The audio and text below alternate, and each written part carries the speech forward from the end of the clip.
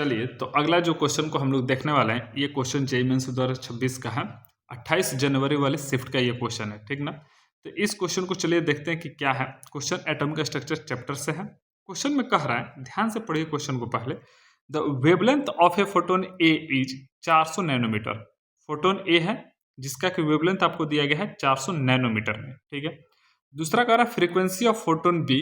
B का आपको frequency दिया गया है, कितना दिया गया है, 10 के पावर 16 पर सेकंड। नेक्स्ट है the wave number of photon C is 10 के पावर 4 पर सेंटीमीटर। ए, बी और सी तीन फोटोन दिया गया है, लेकिन ए का आपको फोटोन का वेवलेंथ दिया गया है, बी का फ्रीक्वेंसी दिया गया है, थर्ड का वेव नंबर आपको दिया गया है, ठीक है ना। लेकिन कैलकुलेट क्या करना है, the correct order of energy. Energy का ऑर्डर आपको कैलकुलेट करना है, ठीक है। कोई दिक्कत नहीं। चलिए, क्वेश्चन पढ़ते ही आपके दिमाग में आया होगा कि सबसे पहले हम क्या करते हैं, एनर्जी का फॉर्मूला लगाते हैं यहाँ से और एनर्जी लिखते हैं E equals to H C upon lambda, ठीक है ना। H C divide by lambda. Lambda के टर्म में आप एनर्जी कैलकुलेट करना चाहेंगे यहाँ से, कोई दिक्कत नहीं है। लेकिन यहाँ से एक चीज आपको दिख रहा होगा कि जो एनर्जी बन के आ रहा है इन्वर्सली प्रोपोर्शनल टू लेमडा, कि अगर लेमडा जिसका ज़्यादा है उसकी एनर्जी कम और जिसका लेमडा कम है उसका एनर्जी ज़्यादा होगा, ठीक है ना। तो हम एच सी अपॉन लेमडा ना करके हम इसको नहीं कैलकुलेट करेंगे, क्योंकि इसमें ज़्यादा टाइम हमको लगेगा। बस हम कंपेयर कर लेंगे सबके लेमडा को कि क्या आ रहा है, तो उसके हिसाब से हमारा काम हो जाएगा। क्या हम कहना चाह रहे हैं, तो समझिए बात को। हम ए की बात करते हैं, ठीक है, फोटोन ए की। हमें ए में क्या दिया गया है, lambda is equal to 400 nanometer, ठीक है। बी के केस में क्या दिया गया है, बी के केस में दिया गया है फ्रीक्वेंसी। फ्रीक्वेंसी कितना गया है, 10 के पावर 16 पर सेकंड। तो बी के केस में हम निकालते हैं लेमडा। तो लेमडा इज इक्वल टू क्या होगा, सी बाई न्यू। अरे हाँ ना, लेमडा और फ्रीक्वेंसी और वेवलेंथ में क्या रिलेशन है ना, तो lambda is equal to C by nu. C की वैल्यू क्या होती है, 3 इंटू 10 के पावर 8 मीटर पर सेकंड। नीचे हम क्या लिख देंगे, न्यू। न्यू की वैल्यू दे रखा है हमको, फ्रीक्वेंसी कितना दे रखा है बी के केस में, 10 के पावर 16 लिख लेंगे, 10 के पावर 16 पर सेकंड। तो इसको अगर कैलकुलेट किया जाए तो बन के क्या आएगा, 10 के पावर 16 नीचे है तो ऊपर जाएगा तो माइनस में हो जाएगा। तो ये हमारे पास बन के आ जाएगा 3 इंटू 10 के पावर -8। 3 इंटू 10 के पावर -8 मीटर। पहला क्या है, पहला हमारे पास आया है 400 नैनोमीटर। सेकंड क्या आया, 3 इंटू 10 के पावर -8 मीटर। अगर इसको भी मैं ऐसे लिख दे तो 30 इंटू 10 के पावर -9 मीटर। तो 10 के पावर -9 मीटर क्या होता है, नैनोमीटर। तो ये बन जाएगा हमारा 30 नैनोमीटर। कोई दिक्कत है यहाँ तक।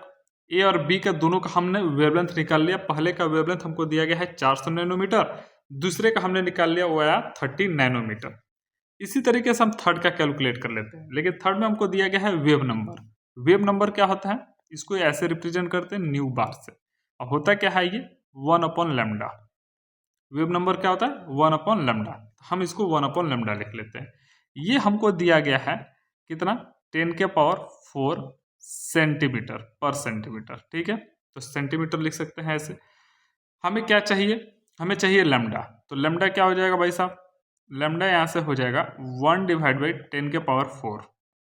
10 के पावर नीचे 4 है तो ऊपर जाएगा तो 10 के पावर -4 हो जाएगा। तो लेमडा यहाँ से हो जाएगा 10 के पावर -4 सेंटीमीटर।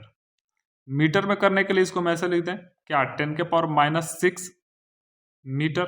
कोई दिक्कत यहाँ तक किसी को नहीं होना चाहिए। अच्छा, ध्यान से देखिए, हमको नैनोमीटर में अगर सारे तीनों आ जाए तो हम कंपेयर कर पाएंगे। तो इसको भी अगर नैनोमीटर में कंपेयर करना है तो हम इसको ऐसे लिख दें 1000 इंटू 10 के पावर -9 मीटर। कोई दिक्कत इसमें नहीं होनी चाहिए। तो फिर ये 1000 इंटू 10 के पावर -9 मीटर क्या हो गया, 1000 नैनोमीटर हो गया ना। तो हम इसको लिख देंगे 1000 नैनोमीटर।